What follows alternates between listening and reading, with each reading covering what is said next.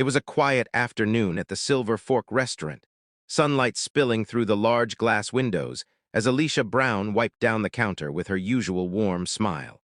Customers loved her. She always had kindness in her voice, no matter how tired she was. But behind that smile, Alicia had been enduring something dark for weeks. Her manager, Mark Donovan, had been making cruel jokes about her skin color, calling her names when no one was around. She stayed silent, afraid of losing her job. Today, however, was different. Mark had been drinking in the back office, angry that Alicia got praise from a customer. He stormed out, eyes red, and yelled, "You think you're special because of your color. You're nothing here." Everyone froze. Alicia looked down, trembling. Then, in front of everyone, he grabbed her arm roughly and dragged her toward the staff bathroom.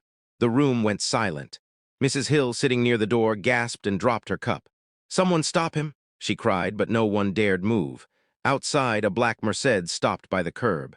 Inside sat Luca Romano, dressed sharply in a dark suit, scrolling through his phone. He was waiting to surprise his wife with flowers.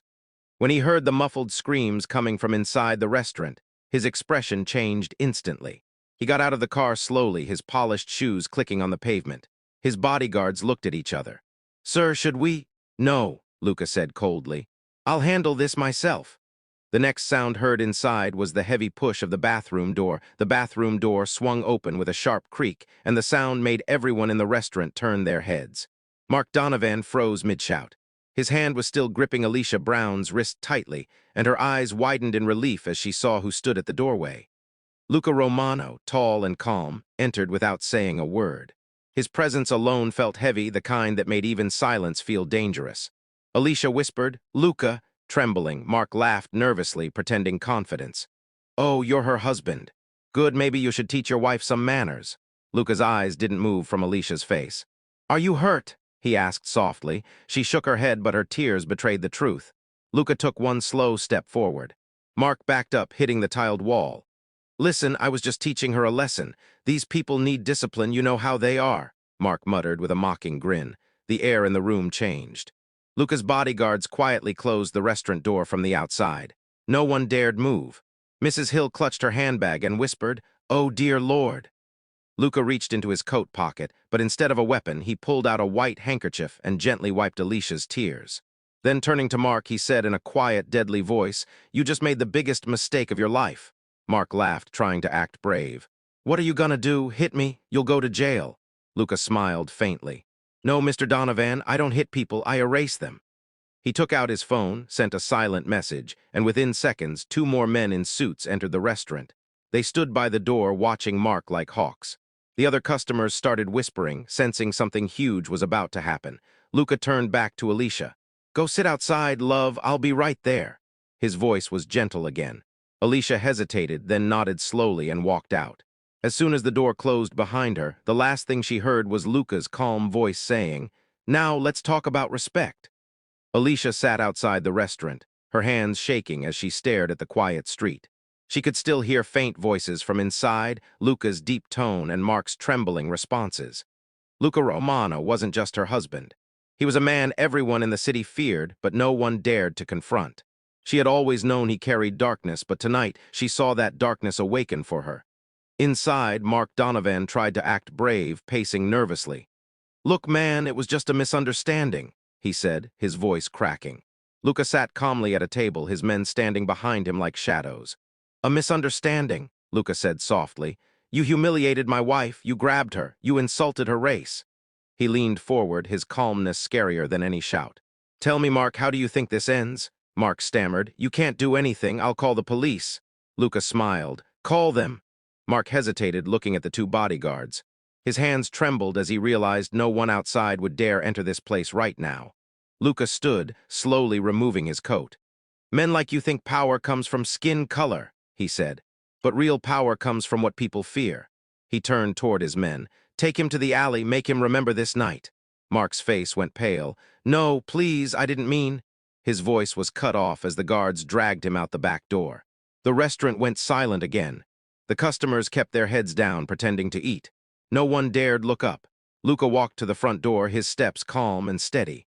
When he came out, Alicia Brown stood up quickly, tears still in her eyes. "Luca, what did you do?" she whispered. He looked at her gently. I protected what's mine, she shook her head. You can't solve hate with fear. Luca sighed, looking away.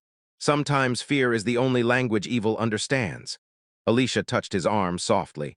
Then let's teach them another language, one of strength, not revenge. Luca looked at her, his anger softening. He nodded slowly. You're right, love.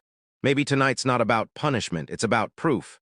He looked back at the restaurant window where people still stared in shock. Let them see who the real powerful one is. Alicia took a deep breath and whispered, Then let's walk away with dignity. Luca smiled faintly. You've always been stronger than me.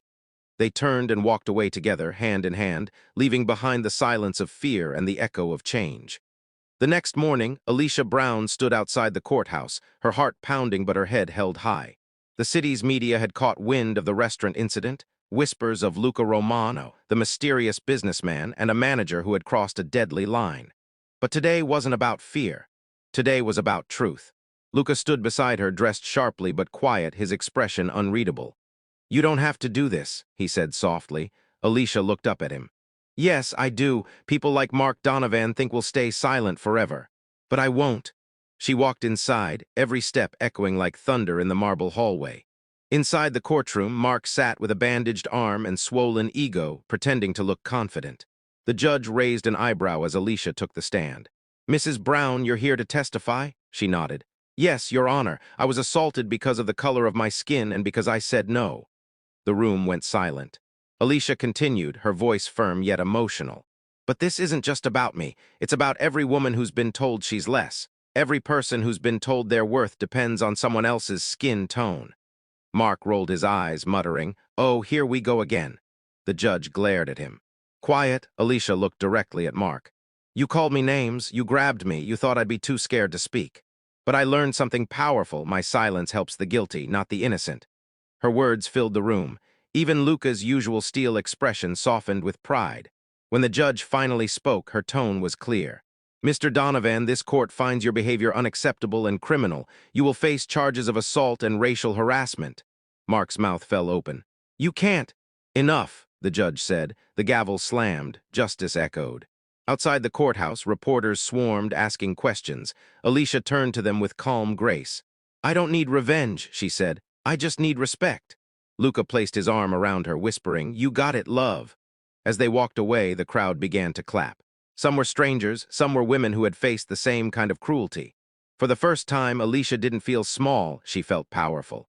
She turned toward the camera, smiling gently. If you believe in standing up for what's right, don't just watch, be a voice. Subscribe to truth, not silence. The screen faded to black with the words, Respect has no color, courage has no fear.